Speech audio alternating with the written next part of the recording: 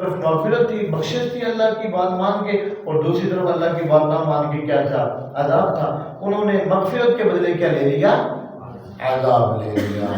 ٹھیک ہے جی، فرمایا کہ فما اصبرهم علی النار، کیسے ان کا صبر ہے آگ پہ۔ پتہ بھی ہے کہ ہم اگر اس طرف جائیں گے گمراہی والا راستہ تو کیا ہے؟ عذاب میں مبتلا ہو جائیں گے، پھر بھی اس طرف جا رہے ہیں۔ جیسے کہتے ہیں بڑا صبر کرنے والا ہے تو آگ پہ صبر کرنے والا ہے، تعجب کے لیے فرمایا جا رہا ہے۔ ذالکا، یہ سزائیں جو پیچھے ساری سزائیں ذکر کی ہیں اس کی طرف یہ مذکور ہے۔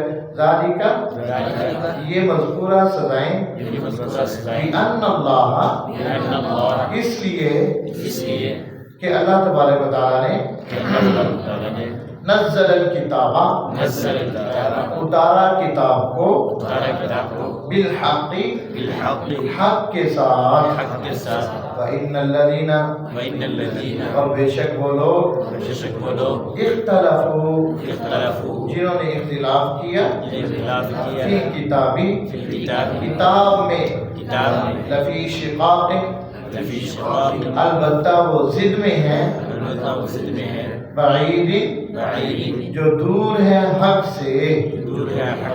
ٹھیک ہے جی، یہ آخری ان کا ثمرہ بتا دیا یا نتیجہ کہہ لیں۔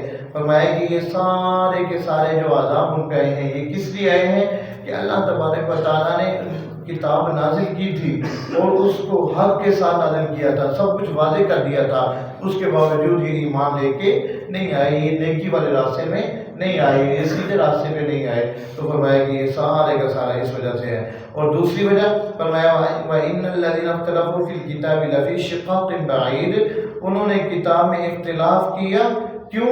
ضد کی وجہ سے۔ کیوں اختلاف کیا؟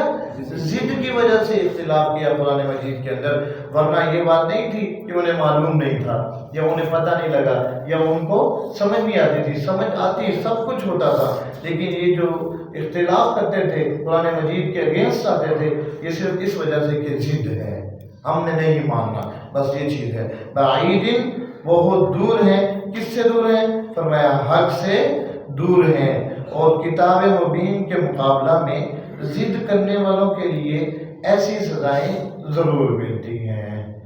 اللہ تبارک و تعالیٰ قرآن مجید کا عمل کی توفیق